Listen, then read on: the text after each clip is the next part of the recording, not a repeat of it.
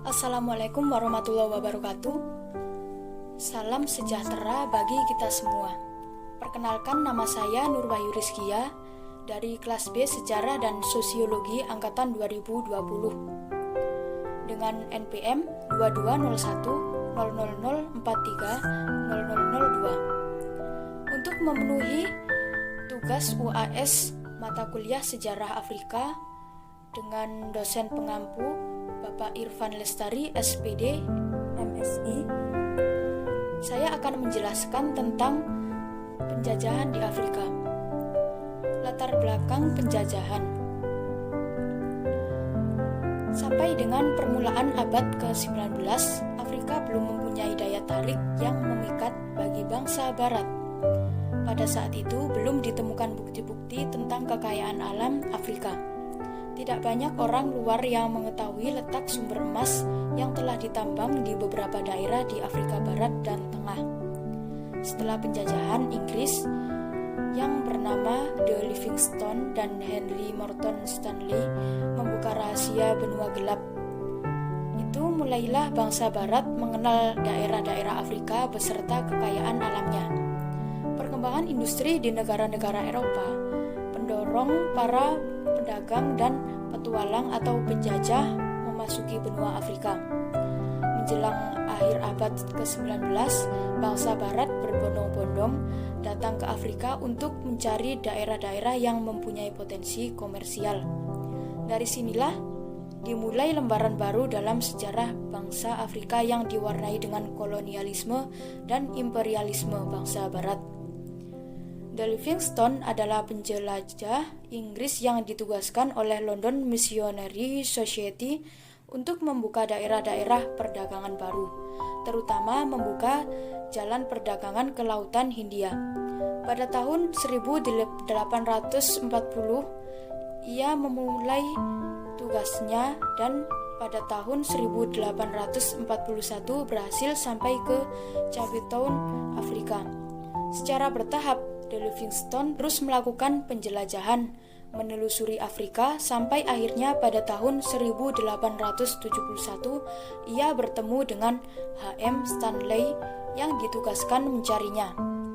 The Livingstone berhasil menemukan sungai Zambezi, hulu sungai Congo, dan daerah-daerah lainnya. Hasil pengalaman penjelajahan The Livingstone di Afrika ini ditulis dalam buku-buku yang berjudul Missionary Travels in South Africa pada tahun 1857 dan The Zambezi atau Its Tributaries 1865.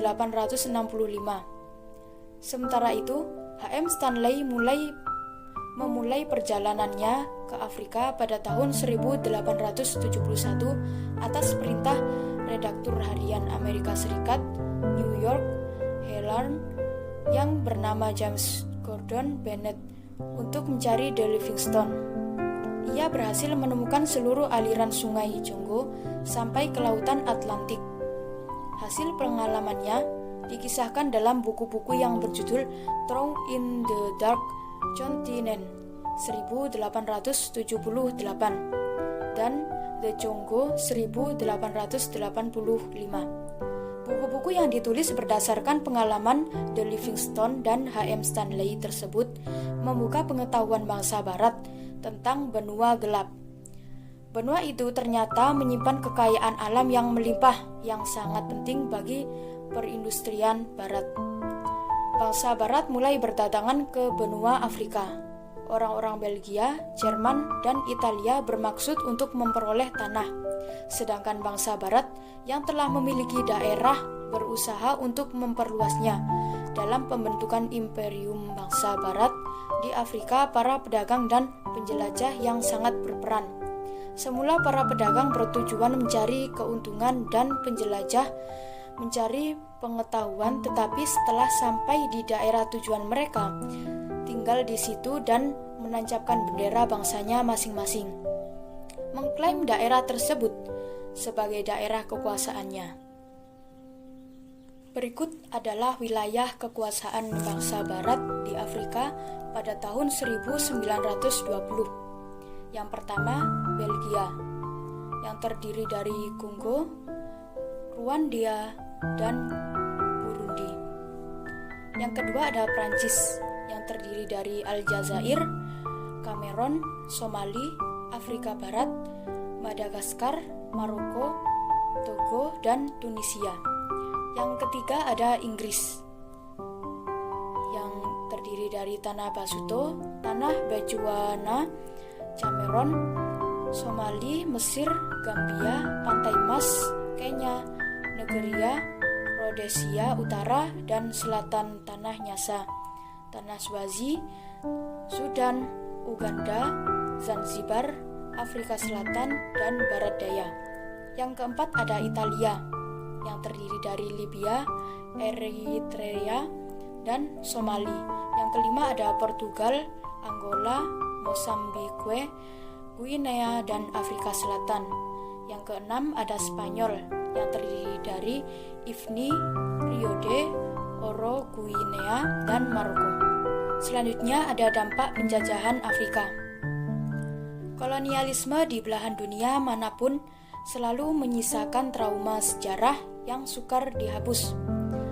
Penjajahan di Afrika dengan kebijakan kolonial yang eksploitatif telah meninggalkan sejumlah kerugian. Di antaranya adalah penipisan sumber daya, eksploitasi tenaga kerja, kurangnya industrialisasi, dan pengenalan modal tanaman satu jenis. Selain itu, masyarakat juga mengalami perampasan tanah dan transfer kekayaan mineral dari Afrika ke Eropa. Selain itu, kerugian yang dialami adalah kegamangan identitas orang jajahan, persaingan antar etnis yang terus bergema dalam konflik pasca kemerdekaan di Afrika, penghancuran budaya dan nilai-nilai Afrika melalui pengenalan agama asing, dan serangan terhadap nilai-nilai Afrika telah berkontribusi menciptakan mentalitas lemah dan hilangnya kepercayaan diri kulit hitam. Hal ini masih tampak jelas jejaknya, yang ditandai meraknya kasus-kasus rasisme. Kendati demikian, ada beberapa sisi positif yang didapat masyarakat Afrika dengan kehadiran peradaban Barat modern di sana. Pertama, pengenalan sistem kedokteran Barat yang telah mendukung tingkat kelangsungan hidup orang-orang Afrika.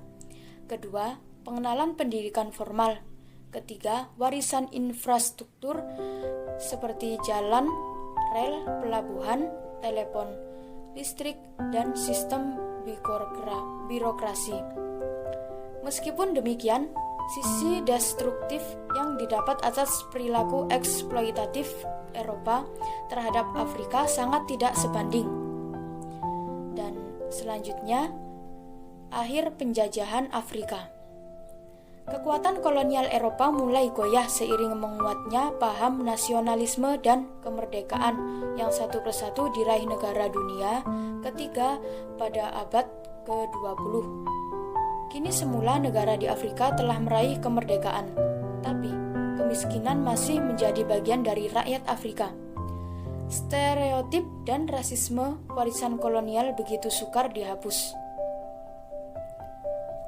Sekian dari saya. Apabila ada kekurangan, mohon maaf yang sebesar-besarnya.